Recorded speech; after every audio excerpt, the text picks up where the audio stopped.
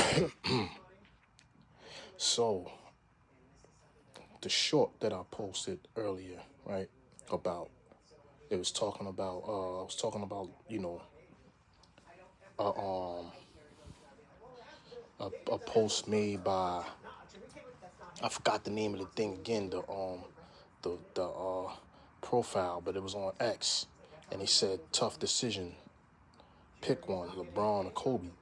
So as I said, I scrolled down that list.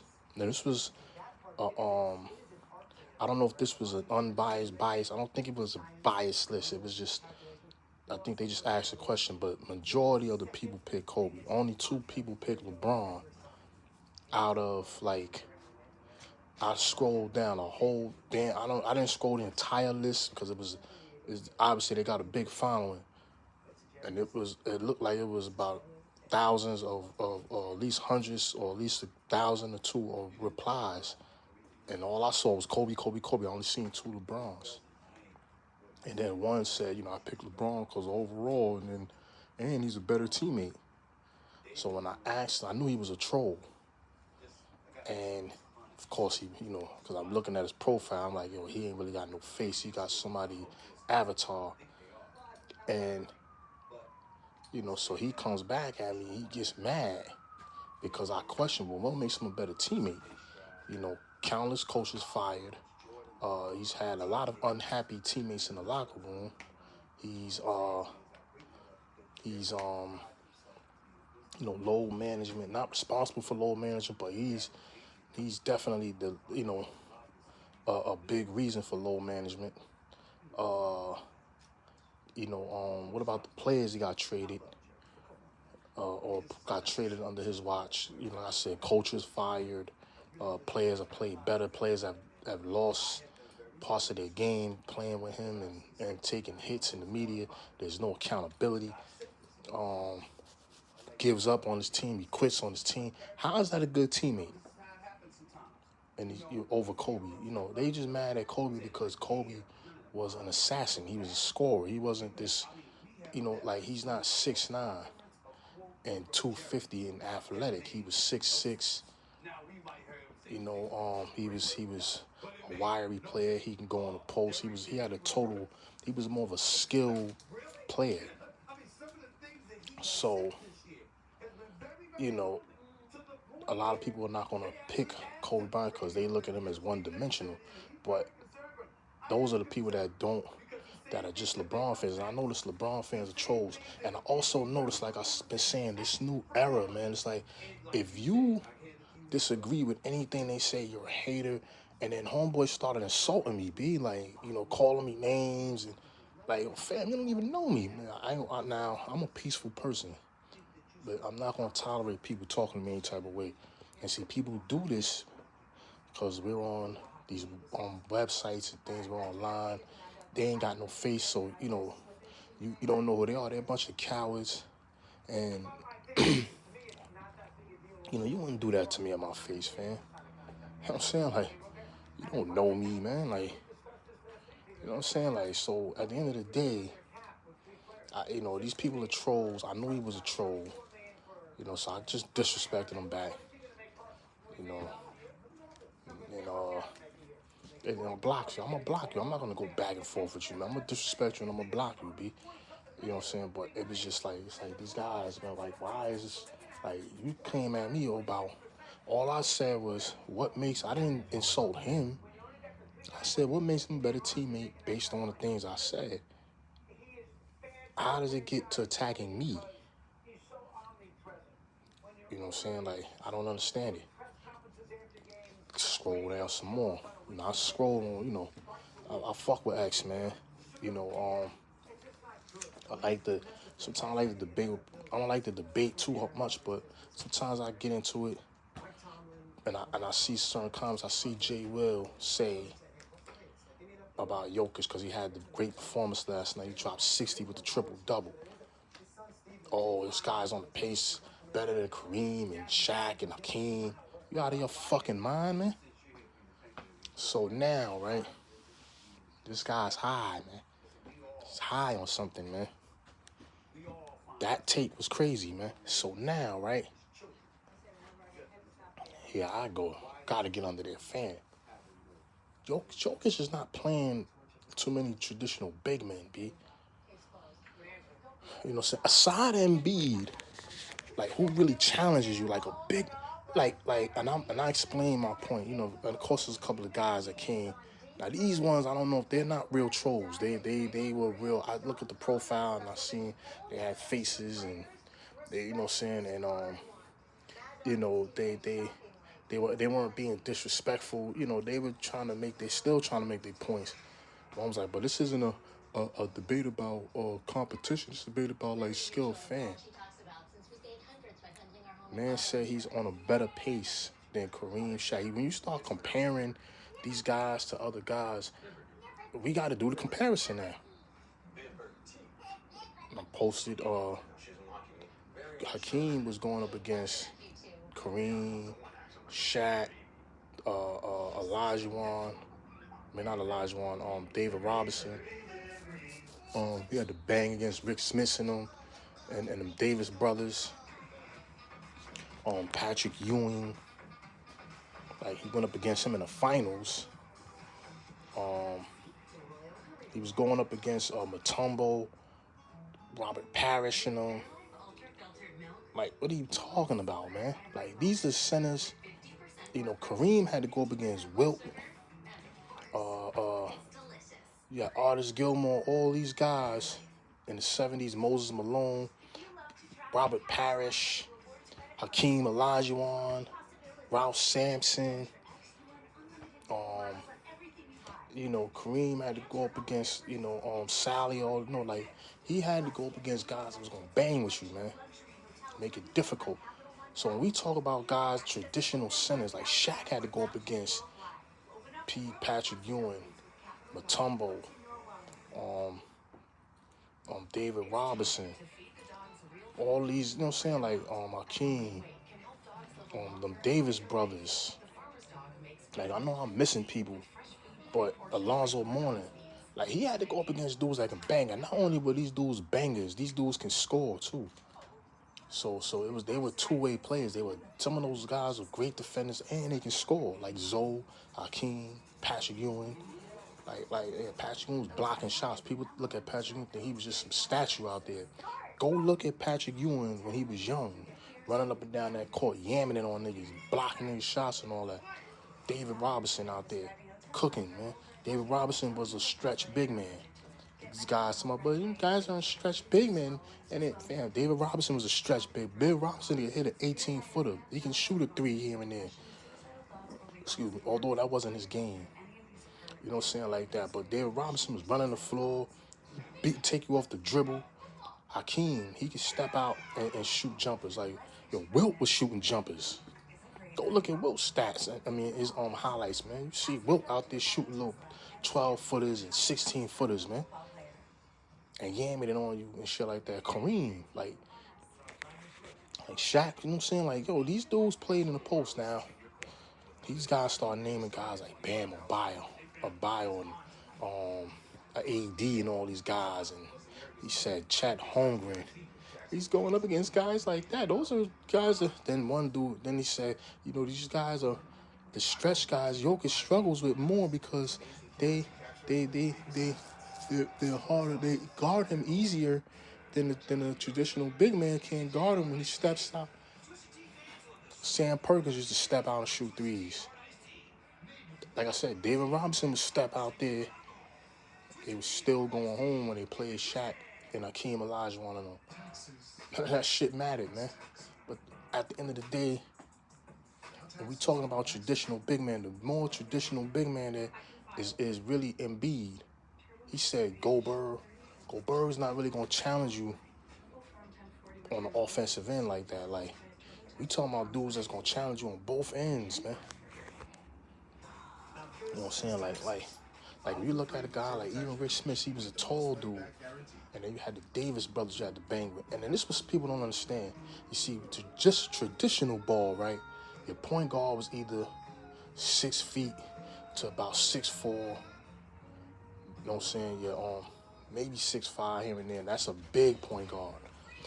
Anything over 6'2", 6'3", you are considered a big point guard. Your small forward or your shooting guard will usually be anywhere from 6'3" to about 6'5", 6'6". Your small forward would be anywhere from 6'5" to about 6'7". Your power forward would be anywhere from around 6'8" to about 6'10", 6'10" and a half, and your centers were usually 6'11", 7 feet. Those were the traditional lineups. You know what I'm saying? When you looked at the positions, you know what I'm saying? Like, that's what you would see now. All of that is like, you got a 6'9" because they taking the big man out the post, and you don't see big guys going to post throughout the game as much as they used to. Everything is stretched, so guys are playing more off the ball. The lane is more clear. Guys are going off the dribble, off the pass, and stuff like that. They're not really like, the guys still playing the post, but it's not a post first type game anymore where you feeding the big man. He's down there banging, banging, and banging all game. 2 and 3 quarters, they might bang 1 or 2 plays, and then next thing you know, the ball is swinging to the outside and they're shooting 3, or they're working for open 3. Like, there's no real, like, you don't have too many guys that shoot mid-range jumpers as much as they used to, and they don't work for high percentage shots. High percentage shots are for these guys now is like shooting 3, wide open 3, or you know what I'm saying, like uncontested threes. Like, it's not as traditional. So Jokic is easier for him to, when he's probably the biggest guy on the court, and then not only that, you're playing against guys that are 6'9", 6'10", trying to play center, and I believe he's 7 feet tall, and he's heavy. So if he was to go on a block, you know what I'm saying, he gonna wear them dudes down. But he also is skilled enough where he can step out and dominate the game from the top of the key, because he can shoot the 3. Like, oh yeah, Dirk Nowitzki was another 7-footer that can stretch the floor. You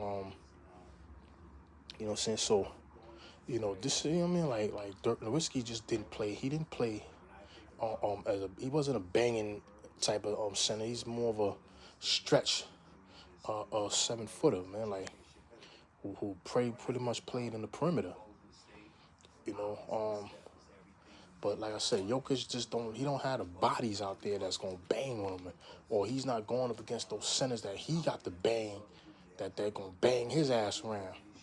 Like a Shaq. Like, I would love to see him go up in there and play against Shaq. And you got a guard Shaq, guard Olajuwon, guard niggas naming Tim Duncan. Tim Duncan was a 6'10", 6'11" guy, and he was a center / power forward. I would have loved to see Jokic go and battle a young Tim Duncan, David Robinson, and them, banging against the Davis brothers and Rick Smith and them. I would have loved to see that. Banging against the Detroit Pistons with Lane Beard, Rick Mahorn, and John Sally and all them dudes. Dennis Rodman, like those, you know what I'm saying? Dennis Rodman wasn't really a big man like that. Even though I think he was 6'10", 6'9", or something like that. He was more of a power forward, but a great defender. He wasn't going to really challenge you on the offensive end, but on defensively, he was a nightmare. But these, you know what I'm saying, but he's undersized. You know what I'm saying? Like, but a guy like Jokic, he's playing a lot of undersized big men. So it's, and then, like I said, the way the game is played, and plus he's European, so his style of play is fitting perfect with the way they're playing right now in the NBA. So yeah, he's putting up video game numbers. But when you start comparing them to guys like Kareem, these are more traditional centers, and they went up against more traditional centers like them that bang, man. You know what I'm saying? Like that were going that block, man. They going in the block, and then on the defense, they got to guard the block. Jokic ain't going through that. And that's all I was saying. So we gotta pump the brakes with the recency bias and stop trying to compare. Like, his game is two different games. You know what I'm saying? Like, Jokic can go on the block and bang, but we haven't seen him be challenged on where he got to bang back. You know what I'm saying? We seen what happened when they went up against AD and JaVale McGee and what's my man name? Dwight Howard. So Dwight Howard's another traditional center that's gonna bang. When he was at his best, he was down there banging with niggas, man. He was having a hard time with them because they were you know what I'm saying, like Shaq. He was going up against Mutombo. Shaq was going up against David Robinson and Duncan. There was nothing they can do, man. Nothing they can do. So I don't want to hear, you know what I'm saying, I don't want to hear people comparing guys like Kareem and Shaq and Hakim to a guy like Jokic. They're I'm not saying they're levels above him, but you know, he's not on their level, man. Not yet. You know what I'm saying? Like those guys are multiple champions at that too. Like, he's got one championship. You know what I'm saying? Like, Shaq has 4 titles, man. You know what I'm saying? Kareem, 6 titles. Hakeem Olajuwon, 2 titles.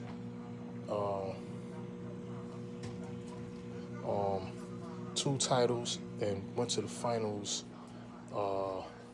3 times. I think he's a 2-time finals MVP. So before we just start throwing him up there with those guys, yeah, Jokic is great. You know what I'm saying? But let's see how his career finish, man. That being said, I'm out, man. Many Face Publishing. Oh, yeah, I wanted to bring up that playing tournament. Yo, I'm looking at some of the records, man. Yo, that playing tournament shit is stupid, B. I think, you know, Adam Silver, man, you need to get rid of that shit, man. What the fuck is the point of playing 82 games? In my opinion, that's just my opinion. I don't see the point of playing 82 games and the top 8 teams. There's only 8 playoff teams, and the top 8 teams, and just because you make it 7th or 8th seed, you still got to play your way into the playoffs against a team that may have finished 9th and 10th. They don't deserve to be in the playoffs, man. They didn't play well all year. They had 82 games. What's the 82 game season for? You had 82 games to get it right. You didn't get it right. They don't deserve to be in the playoffs. I don't like it, man. Like, I'm looking at the East. These teams are awful, man. Like, you got losing teams with losing records. Even in the West, man. Teams with losing records. You still got, like, teams like Phoenix with their star power team, and they can't even play above 500, man. And you're going to give them a chance to make the playoffs still? Like, come on, man. That shit is wild, man. That shit is whack, man. Yo, the top 8 teams, what is the point of the regular season and trying to finish, you know, in the top 8 if you're not even getting the reward for it at the end, man? This is another way to help these teams that are trash market. And it's like, come on, man. Like, yo, what about the competition, man? What happened? You know what I'm saying? Sometimes, you know, especially when there's one game and you're playing one, you know what I'm saying, this is one and done. Anything can happen in one game, man. It's like the NCAA tournament. Anything can happen in that one game, man. You know what I'm saying? Like a team can have an off night or whatever, you know what I'm saying, and lose the game. That doesn't mean the other team is better than them. They had an off night. How many times have we seen Kobe and Shaq lose that game to the Philadelphia 76ers in the finals? They lost game 1. Imagine if that was a playing game. They would have been out of the playoffs. They won the next 4 games. I don't know. I don't like it, man.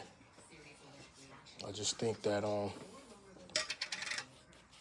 think it's a bad idea, and I think you're rewarding teams that you rewarding teams for playing bad basketball, man. You know what I'm saying? Like, giving these guys second, third chances, man. Like, come on, man. Then one team gets 2 tries. Like, shit don't even make sense, man. Then you got a playing tournament. Like, come on, man. What are you doing, man? Make these niggas play. That's all you gotta do is just enforce the fucking rules. Yo, they need to have rules where, like, yo, you don't play, you don't get paid, man. If you can't provide paperwork for your injuries, you shouldn't get paid, man. Same thing as you go to work and you know, you take your sick days, you get your sick days. Now, I understand here and there, you know, God may need rest. You sit him out towards the end of the season. That's understandable. We're talking about load management. These niggas not playing 10, 11 games of the season, sometimes even 15 to 20. And it's like, yo, and that's the owners in them fault. Y'all losing money like that. Y'all pretty much giving away money. You're giving away money because he's getting paid to sit on the bench, man. He's not doing anything sitting on the bench, man, to earn a $500,000 check. This shit is crazy, or a $250,000 check or whatever these superstars make. You know what I'm saying? So, I mean, if you're giving away free money like that, you know, hey, your boy's here, man. I can use that free money. I got kids. I got parents that need help. Like, you know what I'm saying? Like, word, I got bills to pay over here. But we giving away free money, shit. Why not donate that to me, man, or donate that to the hood, man? Like, this shit is crazy, man. But anyway, man, that not low management, that playing tournament shit is stupid to me. To me, I don't like it. I just think it's you rewarding bad basketball, man. And I hope they do away with that shit, man. They ain't in no other sport. They got wild cards. You know what I'm saying? Like, and you still have to make the wild card scenario. But the playing shit is just, you got 8 teams in the playoffs, from the worst to the first. And then you got 2 other teams you're gonna reward by giving them extra games, and then they beat one of the teams that played well enough to make their top 8. And now because they may have an off night and lose, and then now they play the 7th seed who may have lost, and then the 7th seed beats them in that game. Like, now they're not in the playoffs. Come on, man. And then the team with 30 wins and 40 and 50 losses, 52 losses get in. Like, make it make sense, man. And get destroyed in the first round. I don't get it, man. Many Face Publishing, man. I'm out, man. Peace.